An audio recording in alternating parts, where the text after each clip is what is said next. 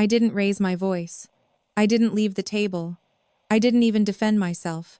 I just sat there while my own mother laughed, her words sharp enough to make the entire room go quiet. At a family dinner meant to celebrate togetherness, she reduced me to a punchline. My career, my choices, my worth, served casually between plates and wine glasses. Everyone heard it. No one stopped her. What hurt wasn't just what she said, it was how certain she was. Certain that I was still the child she could belittle. Certain that I had nothing to stand on. Certain that silence meant weakness. She thought that night would end like all the others, with me swallowing the humiliation and her walking away victorious. She was wrong, because the next day the truth she never bothered to learn came knocking on her door. And when it did, she wasn't laughing anymore. She was shaking, and for the first time in her life, she was the one on her knees. If this story already resonates with you, take a moment to comment where you're listening from and what time it is there. I read every single one. And if you believe quiet strength deserves to be heard, please consider subscribing. Sometimes justice doesn't arrive loudly, but it always arrives. Growing up in our house always felt like living inside a quiet hierarchy everyone pretended didn't exist. My mother Carol believed order was love, or at least that's how she explained it. She decided who mattered most at the table, whose stories deserved attention, whose mistakes were forgiven before they were even finished being explained. And somehow, without a single family meeting or open declaration, I had been assigned my place: lowest rank, easiest target, safest disappointment. We lived in a suburban neighborhood outside Columbus, Ohio. Tree-lined streets, two-car garages, lawns trimmed just enough to signal respectability. From the outside, we looked like a family that had done everything right. Inside, things were quieter, sharper, more selective. My older brother Mark was the success story. Varsity athlete in high school, business major, loud confidence that filled rooms even when he said nothing meaningful. My younger sister Emily was the favorite, emotional, expressive, always trying her best, which somehow excused every failure before it arrived. And then there was me. I wasn't rebellious. I didn't disappear. I didn't scream or slam doors. I studied. I worked.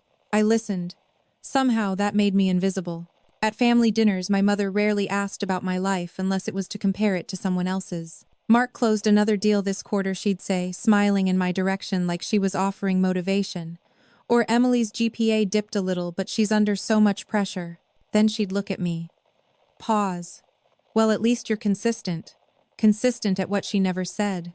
I learned early that defending myself only made things worse. Any attempt to explain sounded like excuses to her. Any emotion was proof of weakness. Silence, on the other hand, was tolerable.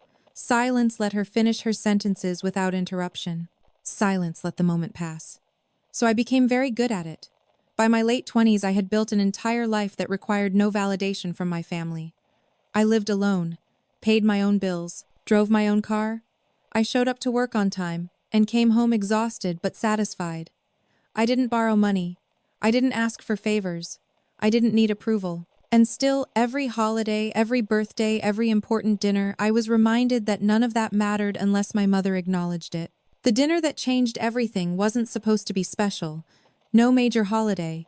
Just a family gathering to celebrate my parents' wedding anniversary, 36 years. Carol insisted everyone be there. It's important, she said. Family should show up. So we did. My parents' dining room hadn't changed since I was a teenager. Same long oak table. Same framed photos on the walls, Mark in his high school jersey, Emily at her college graduation, my parents at various milestones. I noticed, as I always did, that I appeared in the background of most photos, if at all. We sat down around 6:30. Wine was poured. Small talk floated across the table. I answered politely when asked direct questions, and stayed quiet when I wasn't. I knew the rhythm. Halfway through dinner, Carol started reminiscing. Stories about sacrifices she'd made. About raising kids who turned out so differently. That was usually my cue to brace myself. Then she looked directly at me. So she said, smiling too widely, "Are you still doing whatever it is you do?" The table went quiet. I felt heat rise in my chest, but I kept my face neutral. "Yes," I said calmly. "I'm still working." Mark chuckled softly. Emily avoided my eyes. Carol tilted her head. "Working is generous. I mean, at your age, most people have something to show for it. A house, a title, at least a direction." She laughed lightly like she'd told a harmless joke. "I worry about you." I really do. I could have corrected her. I could have explained. I could have ended it right there. Instead, I took a sip of water and said nothing. That silence seemed to encourage her. You know, she continued, when I tell my friends about my kids, it's always Mark's achievements or Emily's struggles. You're harder to explain. She shrugged. But someone has to be average, right? It wasn't just what she said. It was the comfort with which she said it. Like she had rehearsed this moment. Like she was certain I wouldn't push back. And she was right. I didn't speak for the rest of dinner. When dessert came out, I excused myself early, citing work the next morning. Carol waved me off without standing. Try not to work too hard at nothing, she said, smiling. I drove home in silence, hands steady on the steering wheel, heart beating far too loud for the empty car. I didn't cry. I didn't scream. I didn't call anyone. I went to bed and set my alarm like any other night. What my mother didn't know, what none of them knew, was that my silence wasn't confusion or defeat. It was containment, a habit built over years of choosing the right moment instead of the loud one. Because while she was laughing at that table, assuming she knew exactly who I was and what I was worth, a reality she had never bothered to learn was already moving.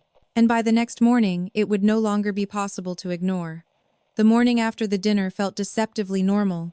I woke up at 5:40 a.m., the same time I always did. The sky outside my apartment window was still dark, the streetlights casting long yellow streaks across the pavement. I showered, dressed, and brewed coffee, without thinking about the night before. That was the strange thing about years of quiet endurance. It trained your body to move forward even when your mind hadn't caught up yet. But the words lingered. Someone has to be average, right? They replayed in my head while I tied my shoes, while I checked my phone, while I locked my door behind me. Not loudly, not dramatically, just present, like a low hum you couldn't turn off. By the time I pulled into the parking garage at work, I had pushed the memory back where it belonged. I didn't need to relive it. I had learned a long time ago that pain didn't disappear. When you confronted it, it just changed shape. And today, I didn't have room for that. My job demanded precision, focus, silence. I worked in compliance analysis for a large financial consulting firm headquartered out of state. Officially, my title sounded dull enough that most people stopped listening halfway through. Unofficially, I was the person companies called when something had already gone wrong, and they needed to know how bad it really was. Confidentiality wasn't just a policy, it was survival. That was why my family knew so little. It wasn't secrecy for drama's sake. It was obligation, contracts, NDAs. Entire sections of my life that simply could not be explained over dinner without violating everything I had worked to build. At 8:12 a.m., my phone buzzed. Unknown number. I let it go to voicemail. 30 seconds later, it buzzed again. Same number. This time I answered. "This is Daniel Harper," I said evenly. "Mr. Harper," a woman's voice replied, professional and clipped. "This is Laura Benton from Gray & Cole Legal. We need to speak with you regarding a matter involving Carol Harper." My grip tightened slightly around the phone. "Yes," I said. "I'm available." There was a pause, brief but deliberate. "Are you in a private location?" "I am." "Good, because this conversation cannot be delayed." She explained carefully, choosing her words the way lawyers do when they already know the situation is serious. There had been an issue, a financial oversight tied to a long-standing investment account, documentation discrepancies, a pending inquiry that had escalated overnight, and my name had appeared in the internal audit trail, not as a problem, as a safeguard. By the time the call ended, I was staring at my computer screen completely untouched. The office around me hummed with the normal sounds of keyboards and printers, but I felt removed from it like I was standing behind glass. So this was it. The thing I had always known would surface eventually, but never expected to come from my own mother. At 10:30 a.m., my phone buzzed again. This time it was Carol. I didn't answer. She left a voicemail. Her voice was different, tighter, less performative. "Daniel, it's me. I need you to call me back. There's been some confusion. A lawyer contacted me this morning, and your name came up. I don't understand why. Please call me. No apology, no acknowledgement of the night before, just urgency." I deleted the voicemail. At noon, she called again. Then again at 12:30. By 1 o'clock, the messages had shifted in tone from confused to irritated, from irritated to anxious. By the time I left work that evening, there were 7 missed calls. I sat in my car for a moment before driving home, hands resting on the steering wheel just like the night before. Only this time, my heart was steady. Because for the first time, the imbalance had shifted. Carol had spent decades believing she understood me because she had labeled me average, directionless, quiet. What she never realized was that labels only work when the person wearing them accepts them. I never had. That evening, I received an email from Gray and Cole with an official request, a meeting scheduled for the following morning. Location downtown, attendance mandatory, public office, full documentation required. My role was clearly stated: independent compliance consultant and material witness. I read the email twice, then closed my laptop. At 9:17 p.m., my phone rang again. "Carol," I answered. "Daniel," she said quickly, relief flooding her voice. "Thank God. I've been calling you all day." "Yes," I replied. "I saw." There was a pause. "Why didn't you answer?" "Because I was working." She exhaled sharply. "Listen, there's something going on. Lawyers, paperwork, people asking questions they shouldn't be asking. And somehow they think you're involved. I don't know what you've been telling them, but I haven't told anyone anything," I said calmly. "Well then, why are they calling me about you?" I leaned back against the couch, eyes on the ceiling. "Because they finally read the documents you signed." Silence. "What does that mean?" she asked, her voice suddenly smaller. "It means," I said, choosing my words carefully, "that the parts of my life you never bothered to ask about are now relevant." She laughed nervously. "Daniel, don't be dramatic. You know I just worry about you." "No," I said. "You worried about appearances. There's a difference." Her breathing grew shallow. "You're coming to the meeting tomorrow, right? You'll explain everything. You'll clear this up." "Yes," I replied. "I'll be there." She relaxed audibly. "Good, good. I knew you'd help." "You always do." I closed my eyes. "Mom," I said quietly, "I'm not coming to help you. I'm coming to tell the truth." The line went dead. I slept better that night than I had in years. Not because I felt victorious, not because I wanted to see her afraid, but because for the first time I wasn't carrying the weight of being underestimated. The truth was finally moving forward on its own, and tomorrow it would speak in a room where silence could no longer protect anyone. The meeting was scheduled for 9:00 a.m. sharp. Gray and Cole occupied 3 floors of a glass and steel building downtown, the kind of place that made people sit up straighter the moment they walked in. Security at the front desk checked IDs without smiling. The air smelled faintly of coffee and disinfectant, clean, controlled, intentional. I arrived 15 minutes early.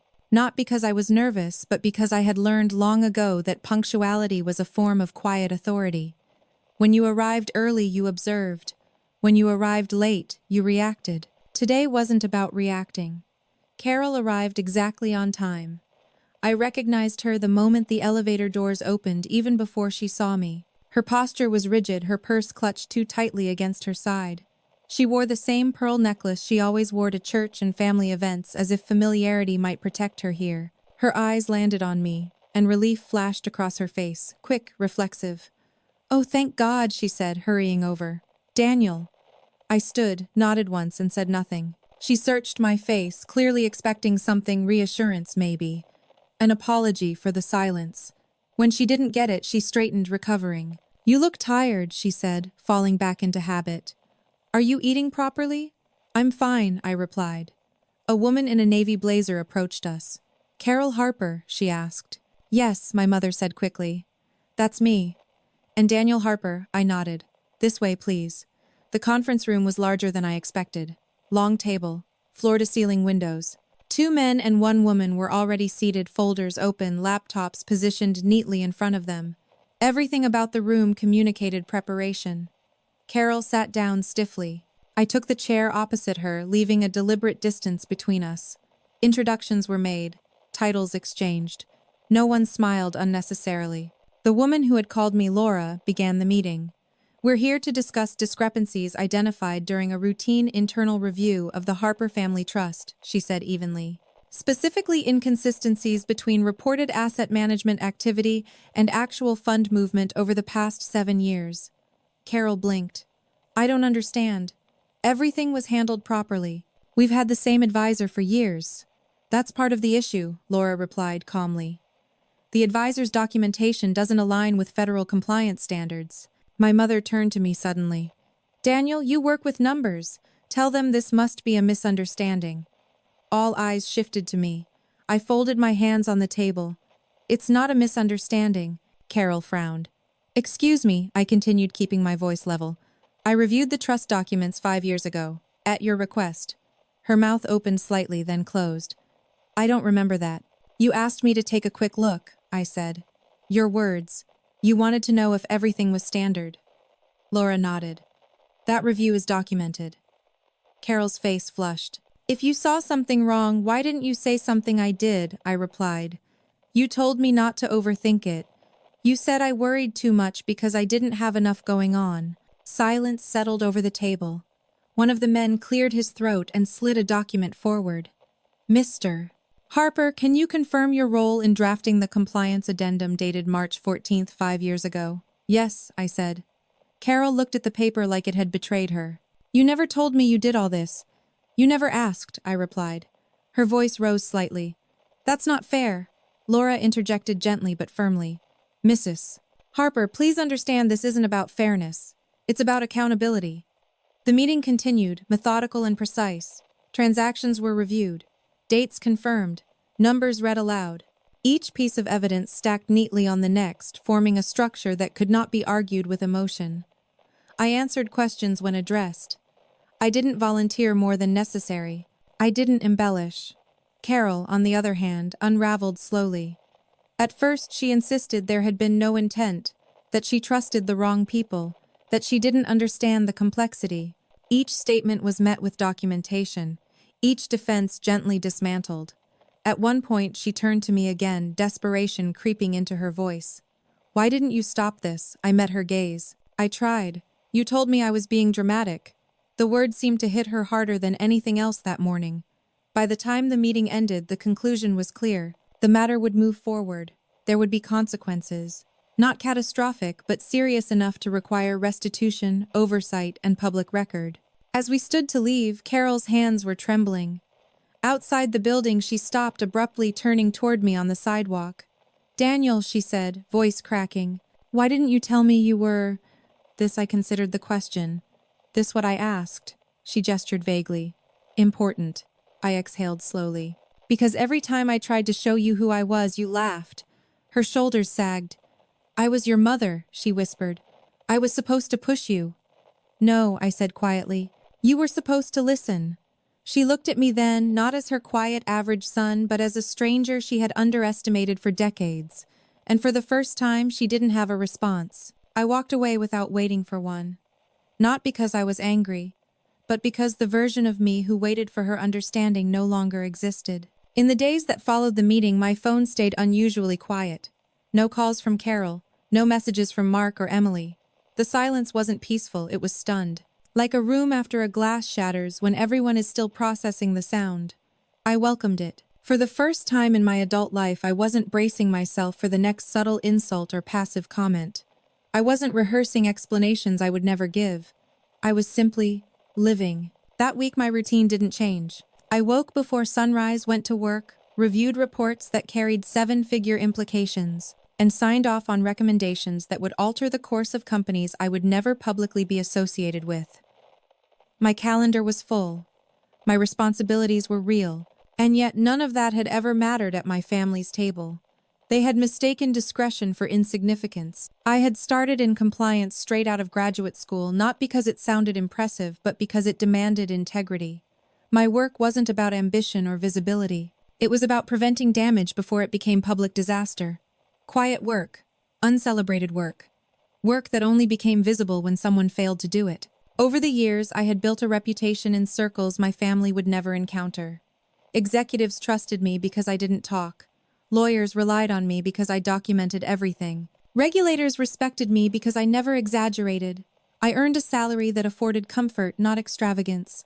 I invested carefully. I kept my name off social media, and my opinions out of rooms that didn't need them. To my mother, that looked like nothing. On Friday afternoon, I received an email marked personal. It was from Emily. Can we talk, it read? I didn't know. I stared at the screen for a moment before responding. We can talk, I wrote back. I'm not angry, but I'm not explaining myself either. She replied almost immediately. I think Mom is not okay. I closed my laptop and leaned back in my chair. I had anticipated guilt, fear, even resentment. What I hadn't expected was fragility. That evening, Mark called. "Man," he said, forcing a laugh, "you really blindsided everyone."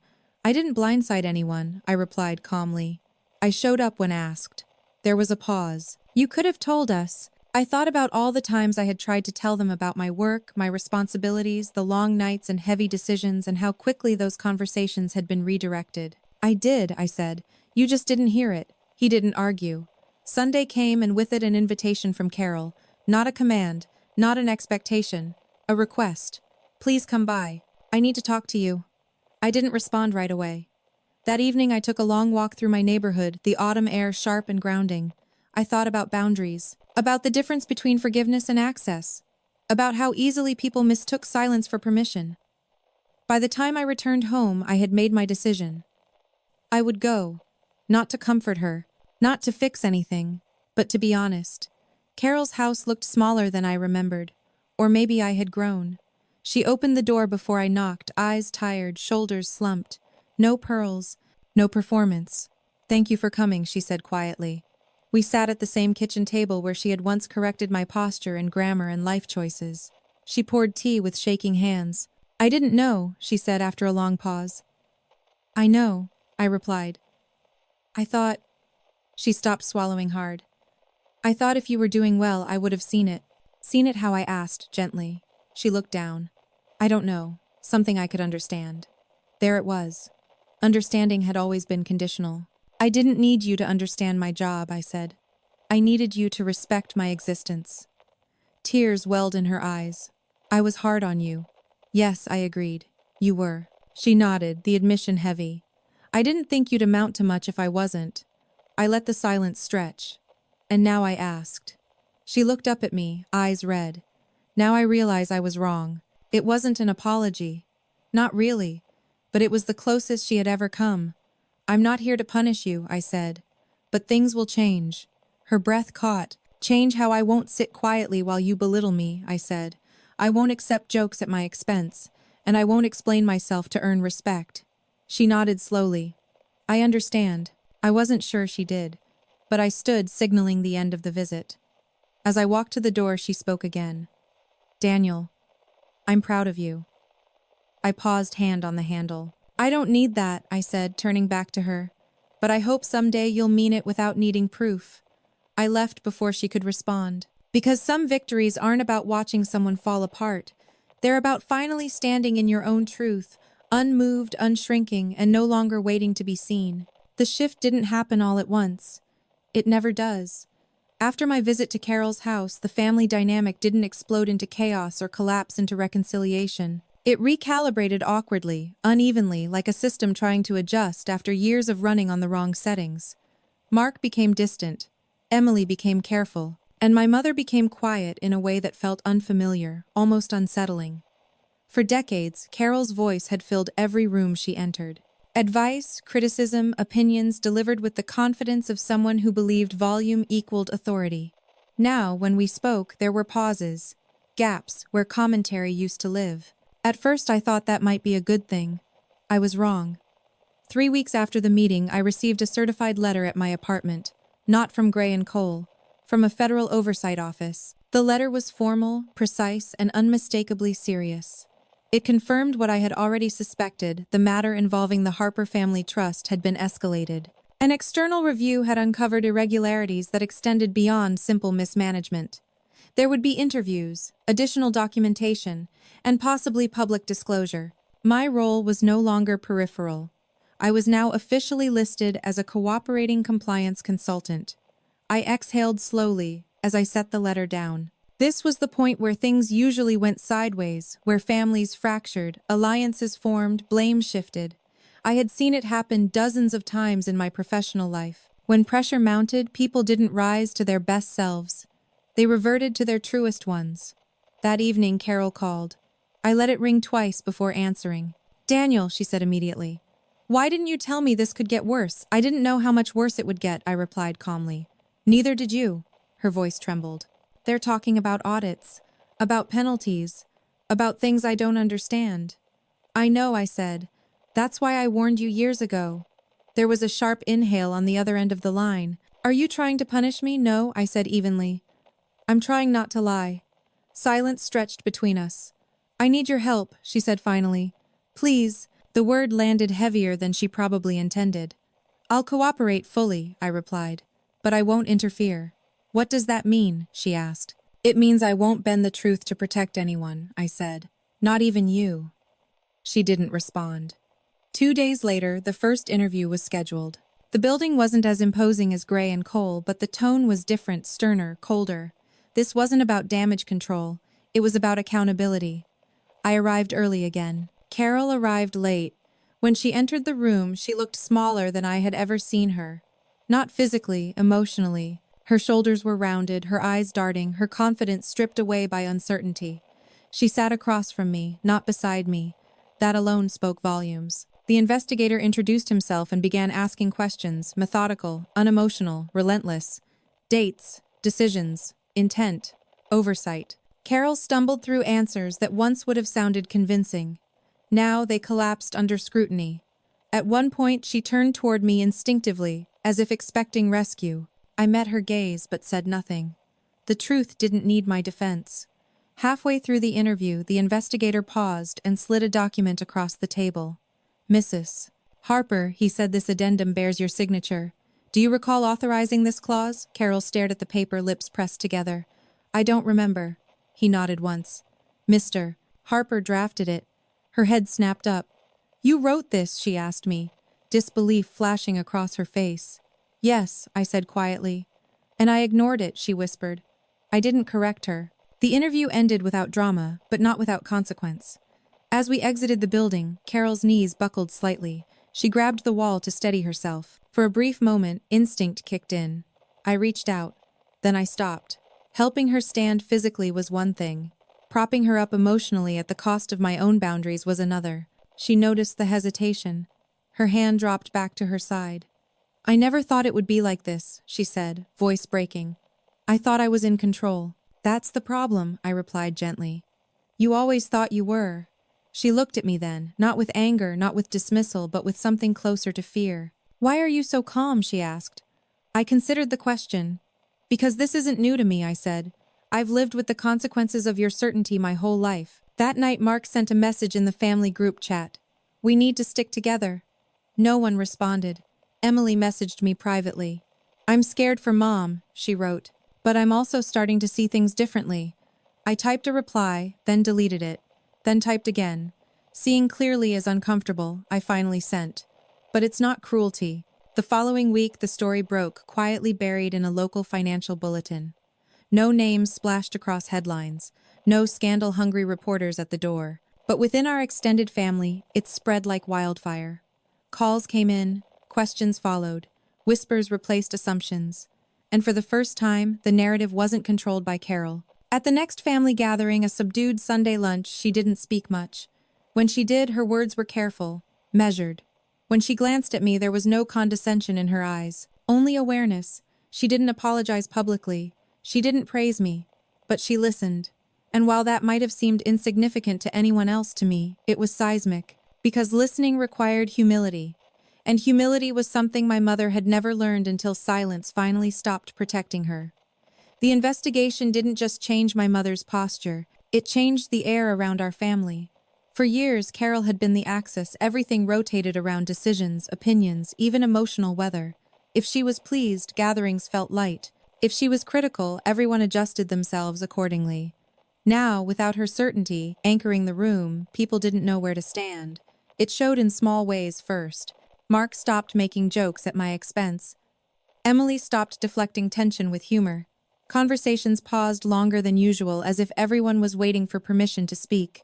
And Carol, she watched, not with judgment, with calculation, like someone realizing too late that they had never actually known the rules of the game they were playing. A week after the local bulletin circulated, the formal notice arrived. Not at my apartment, at my mother's house. Certified. Marked public compliance review. Attendance required. She called me that evening, voice tight but controlled. They're asking for a joint session, she said. You and me. I expected that, I replied. When she asked, Thursday, I said. At the municipal building, she inhaled sharply. Public, yes. There was a long pause. I don't think I can do that, she whispered. You can, I said. You just don't want to. That night I slept lightly, not from anxiety, but anticipation. I had been in public hearings before on the professional side of the table. I knew the rhythm, the procedure, the weight of a room when truth was about to be spoken without cushioning. What I didn't know was how my mother would handle being seen. Thursday morning arrived cold and bright. The municipal building sat at the center of downtown, all stone steps and glass doors, imposing without being theatrical. Inside, the hearing room was already half full. Not press, not strangers. Just local officials, legal observers, and a handful of people with professional interest. And family. I recognized a few distant relatives seated in the back. Neighbors, a former church friend of my mother's. People who had only ever known her as composed, confident, in control. Carol arrived 10 minutes late. When she entered, the room shifted. Heads turned. Conversations died mid-sentence. She hesitated at the door, eyes scanning the space like she was looking for an exit that wouldn't draw attention. Then, she saw me. I was already seated at the front table, documents organized, posture steady. I didn't wave. I didn't stand. I waited. She walked toward me slowly, heels clicking too loudly against the tile. When she sat down, she didn't look at me. The panel convened. Formalities were observed. Names read into the record. And then the questions began.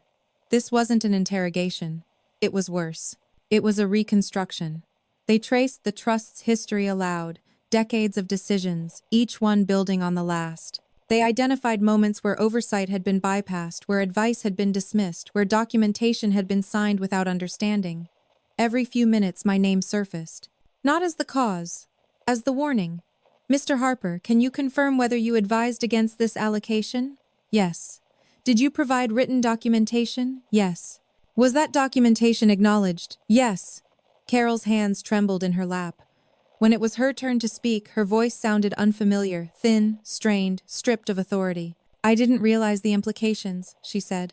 One of the panel members leaned forward. Mrs. Harper, the implications were outlined clearly. I trusted the wrong people, she insisted. And when your son raised concerns, the panelist asked. She hesitated. He was overly cautious, she said finally. I didn't react. The panelist nodded slowly. Mr. Harper's caution appears to have been warranted. That was when it happened. Carol turned toward me. Not in anger, in desperation. Why didn't you make me understand? She asked, her voice breaking loud enough for the room to hear. The question hung in the air, raw, exposed, impossible to take back. Every eye shifted to me. This was the moment she had always controlled, when emotion redirected accountability, when vulnerability softened consequences.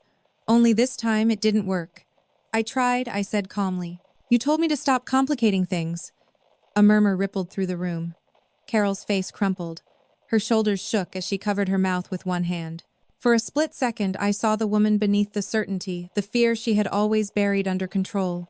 And then she did something I never expected. She slid off her chair. Not dramatically. Not for show. Her knees hit the floor with a dull, hollow sound that echoed louder than it should have. I don't know how to fix this, she sobbed. Please. The room froze. This wasn't protocol. This wasn't strategy. This was collapse. I stood not to help her but to address the panel. May I speak? I asked. They nodded. I'm not here to assign blame, I said, my voice steady despite the weight in my chest. I'm here because the record matters. Because the truth matters. And because accountability, real accountability, doesn't disappear when it becomes uncomfortable. I looked down at my mother, still on her knees. And because protecting someone from consequences doesn't teach them anything. The silence that followed was absolute. An attendant helped Carol back into her chair. The hearing concluded shortly after, decisions deferred, but direction clear. As people filed out, no one approached us. No whispers, no questions, just space. Outside the building, the cold air hit us both like a reset. Carol stood unsteadily on the steps, eyes red, face bare of makeup or pretense. I didn't know, she said again, quieter this time. I nodded. I know. She looked at me, really looked. You didn't humiliate me, she said. I did that myself. Yes, I replied. She swallowed hard. I don't know how to talk to you now. I considered that. Then don't, I said. Listen instead. She nodded once. And for the first time in my life, my mother followed my lead without argument, without interruption, without trying to reclaim control. Not because I demanded it, but because silence at last had stopped protecting her. After the hearing, nothing felt resolved, only exposed. That was the strange aftermath of public truth. It didn't wrap things up neatly. It stripped them down and left everyone standing in the cold, unsure what to do with what remained. My mother didn't call me that night.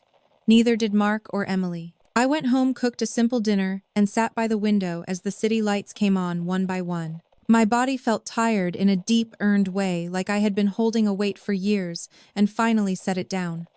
But my mind stayed alert. I knew better than to assume the hardest part was over. Accountability has a way of unfolding in stages. 2 days later, I received a formal notice requesting my presence at a follow-up session, this time not a hearing but a mediation conference.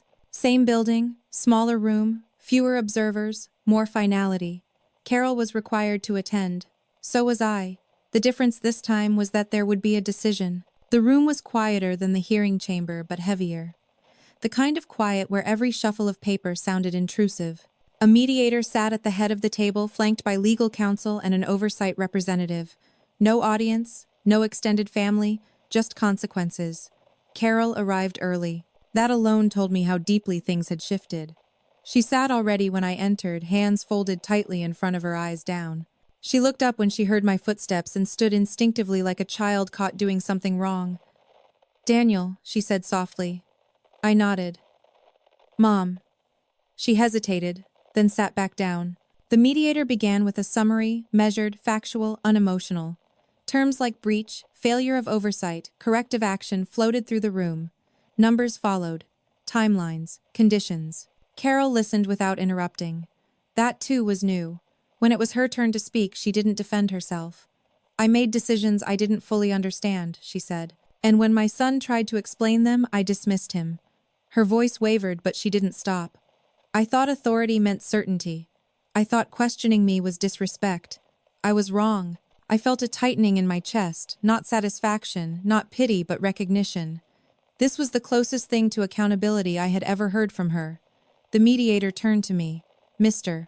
Harper, do you have anything to add?" I took a moment. "I'm here to support transparency," I said. "Not punishment. Whatever decision is made, it should be based on the record." The mediator nodded, appreciative. After a brief recess, the terms were laid out. Restitution, oversight, mandatory compliance education, public acknowledgement in the appropriate registry. No criminal charges, but no concealment either. Carol's shoulders sagged as the weight settled in. She didn't argue. She signed.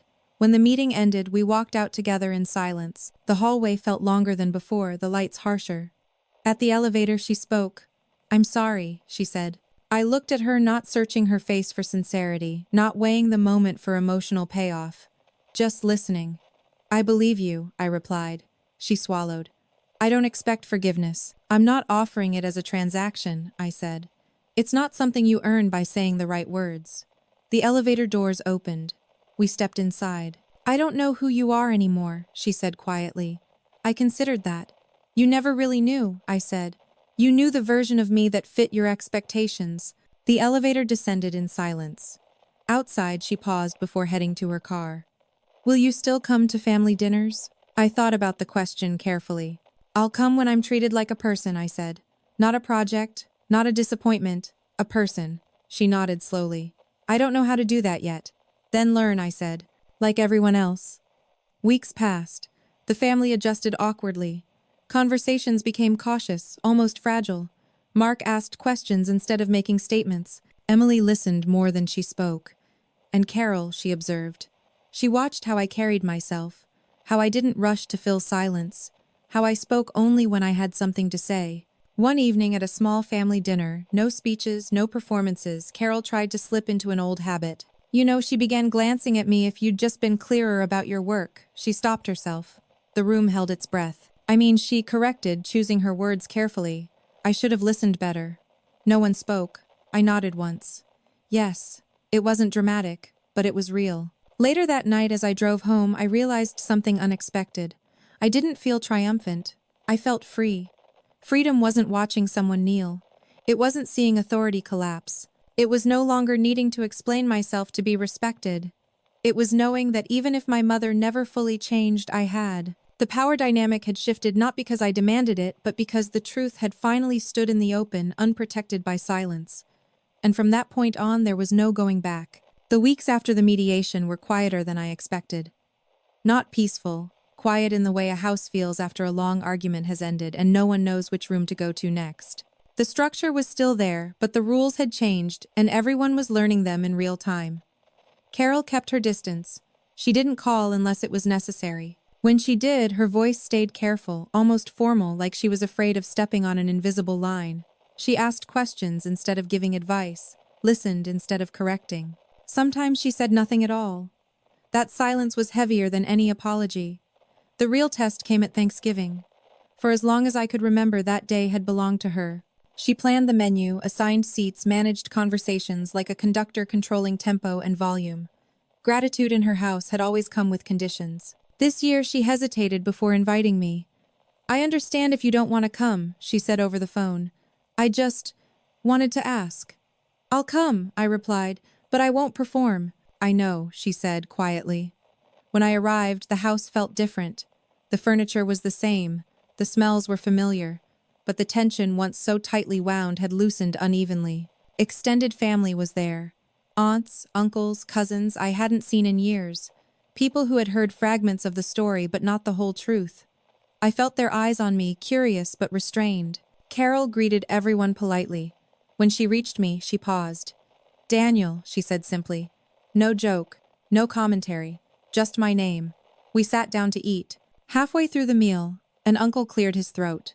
"So," he said, glancing between Carol and me, "I heard things have been complicated lately." The table stilled. Carol's fork froze midair. Before she could speak, I said calmly, "They have." He nodded, encouraged. "Must have been hard on the family." "Yes," I agreed. "It was." Carol's hands trembled slightly. "And I made it harder," she said suddenly. Every head turned toward her. "I didn't listen when I should have," she continued, voice tight but steady. "I assumed I knew my son better than I did." The words landed unevenly, like a first attempt at a new language. "I underestimated him," she said, publicly, repeatedly. Silence. I didn't interrupt. "I'm not asking for sympathy," she added. "I'm stating a fact." No one spoke. Then Emily reached for the serving bowl and changed the subject gently. The conversation moved on, awkward but intact. Later, as people dispersed into smaller groups, Carol found me alone in the kitchen. I didn't plan to say that, she admitted. It just felt wrong not to. I nodded. Truth has a way of insisting. She looked at me then, eyes tired but clear. "I never thought I'd be the one apologizing in front of others." "I know," I said. "And you didn't enjoy it," she added, almost surprised. "No," I replied. "I didn't." She studied my face. "Why?" "Because humiliation doesn't heal anything," I said. "Understanding does." She absorbed that slowly. After Thanksgiving, word traveled further. Not gossip, recognition. People adjusted the way they spoke to me. The assumptions they had made quietly dissolved. Some reached out with awkward messages. Others kept their distance. I didn't chase any of it. One afternoon, a letter arrived at my apartment, handwritten, from Carol. She wrote about the compliance classes she was taking, about how strange it felt to sit in a room and be corrected by people younger than her, about how much harder it was to listen than she'd ever admitted. She didn't ask for forgiveness. She didn't justify herself. She ended the letter with a single line, "I am learning how to be quiet without disappearing." I folded the letter carefully and placed it in a drawer, not as a trophy, as a marker. The moment that stayed with me most didn't happen at a table or in an office. It happened weeks later in a grocery store. I was reaching for a carton of milk when I heard my name. "Daniel." I turned to see Carol standing a few feet away holding a basket. No makeup, no armor. She smiled hesitantly. "I didn't know you shopped here." "I live nearby," I said. "Oh," she replied. Then after a pause, "Would you like to get coffee sometime? Just coffee?" I studied her face. "I would," I said. "As long as it's just coffee." She nodded relief, softening her shoulders. We met the following week. A small cafe.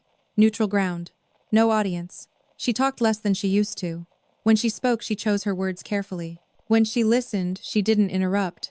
At one point, she laughed quietly. "I used to think silence meant losing control." I smiled faintly. "Sometimes it means gaining it." She looked at me then, not as a judge, not as a project, but as an equal. I was on my knees that day, she said softly. Not because you put me there. Because I finally saw how far I had fallen. I met her gaze. And now, she said, I'm standing. Just differently. I didn't reach across the table. I didn't offer reassurance or absolution. I simply nodded. That was enough. Because the victory was never about watching my mother kneel. It was about watching her rise without needing to step on anyone else. And about realizing that I no longer needed her to see me in order to stand tall. By winter, the story had settled into something quieter, but no less significant. The public records were finalized. The oversight period began. Carol complied with every requirement, without complaint. She attended her sessions, submitted her reports on time, and asked questions she once would have dismissed as unnecessary. People noticed, not because she announced it, but because she no longer tried to control the narrative. And I noticed something else. She stopped speaking for me. At first, it happened accidentally. A relative would ask about my work, and Carol would glance in my direction instead of answering. Then it became deliberate. She would pause, hands folded, and wait. The silence felt unfamiliar to everyone, especially to her. But she held it. For me, that was the real shift. I had spent most of my life translating myself into terms my family could tolerate. Simplifying, softening, staying vague so no one felt threatened or confused. Now when I spoke, I did so plainly, or not at all. And when I chose not to speak, it wasn't retreat. It was choice. The first time Carol truly tested that boundary came unexpectedly. It was a small gathering at my parents' house, just immediate family. Snow dusted the windows, the house warm and dim with lamps. Conversation drifted toward money, as it always eventually did. Mark mentioned a promotion. Emily talked about a new apartment. Then Carol turned to me. Daniel, she began, and for a split second I felt the old reflex tighten in my chest. Would you be willing to look over something for me? The room went quiet. I waited. She cleared her throat. Only if you want to. And only as a professional. I considered her carefully. What is it? I asked. A contract, she said. I don't understand all of it, and I don't trust myself to decide without guidance. There it was. Not authority, not expectation, consent. I can take a look, I said, but my answer might not be what you want. She nodded. I know. I reviewed the document later that week. It was flawed subtly, but significantly. I explained why. I outlined the risks. I recommended against signing. She listened, took notes, asked questions. Then she followed my advice. No argument. No defensiveness. That night, as I drove home, I realized something had quietly solidified. The power dynamic had reversed not because I demanded it, but because she had relinquished control. That kind of change doesn't come from fear. It comes from humility. The next public moment came at a charity luncheon my parents attended annually. I hadn't planned to go, but Carol asked carefully without pressure. You don't have to, she said. I just thought, if you wanted. I agreed. The room was filled with familiar faces, people who had known my mother for years, who had accepted her version of our family without question. Conversations flowed easily until someone asked the inevitable. And this is your son, a woman said brightly, gesturing toward me. What does he do? Carol turned toward me and waited. I met the woman's gaze. I work in compliance consulting, I said. Primarily in financial oversight. Oh, she replied, clearly unsure what that meant. Carol smiled politely. He helps organizations tell the truth before the truth tells on them. The phrasing surprised me. It was accurate and respectful. Later, as we stood near the exit, Carol spoke quietly. I hope that was okay. It was, I said. She exhaled. I'm still learning where the line is. So am I replied. That was the thing about this phase of our relationship. It wasn't a resolution. It was an adjustment. One that required constant attention, like learning to walk on newly healed bones. Some days she stumbled. Old habits surfaced, a sharp tone here, an assumption there. But when I pointed it out or simply withdrew, she noticed. And she corrected herself. Not perfectly, but consistently. One evening, as we cleaned up after dinner, she paused at the sink. I used to think respect came from being right, she said quietly, from knowing more. I dried my hands and waited. And now I asked. Now I think it comes from being willing to be wrong, she said. I studied her face, looking for defensiveness for performance. There was none. That's closer, I said. She nodded. You didn't change to make me comfortable. You stayed still until I had to. I smiled faintly. Stillness can be instructive. She laughed softly. You always were better at silence than I was. I learned from necessity, I replied. That night after I left, she sent me a message. Thank you for not rescuing me. I stared at the words longer than I expected. Because she was right. Rescue would have preserved the old imbalance. It would have allowed her to feel protected without growing. Instead, the truth had done what it always does. It forced movement. Toward responsibility, toward maturity, toward respect that didn't require performance or permission. And for me, that was the final piece. I no longer needed to prove anything. Not to my mother, not to my family, not to anyone sitting across a table or watching from the sidelines. I had stood quietly long enough for the ground beneath me to become solid. And now when I chose to speak or not, I did so from a place that no one could take away. Spring came quietly that year, not with dramatic storms or sudden warmth, but with gradual shifts longer. Light in the evenings, softer air, the sense that something heavy had passed without anyone needing to announce it. In many ways that mirrored what was happening inside our family. The crisis was over. What remained was reckoning. Carol no longer dominated conversations. She participated in them. When opinions were shared, she asked questions instead of correcting details. When disagreements surfaced, she didn't rush to smooth them over or reassert authority. She listened, sometimes awkwardly, sometimes imperfectly, but genuinely. And I stayed observant, because real change doesn't announce itself loudly. It reveals itself in patterns. The true test came one afternoon when she asked if we could talk, just the two of us. Not over coffee, not in a public place. At her house. I want to clear the air, she said. Not to argue, just to understand. I agreed with one condition. If the conversation turns into justification or blame, I'll leave. She accepted without hesitation. We sat in the living room, sunlight filtering through the curtains, dust motes visible in the air. The house felt strangely neutral now, no longer charged with unspoken hierarchy. Carol folded her hands in her lap. I've been thinking about the dinner, she said. The one where I humiliated you. I didn't interrupt. I keep replaying it, she continued. Not what I said, but how comfortable I felt saying it. Her voice tightened. That's what scares me. I nodded once.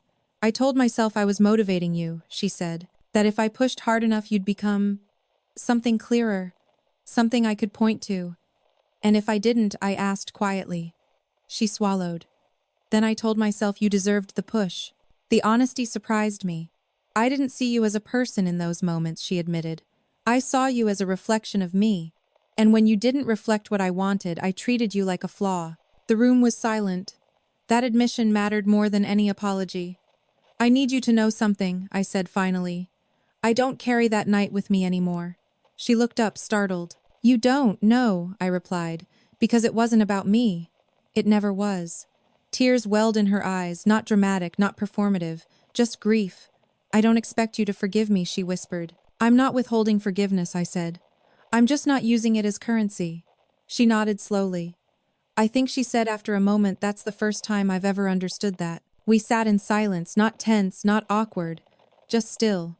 Before I left, she asked one last question. Do you trust me? I considered it carefully.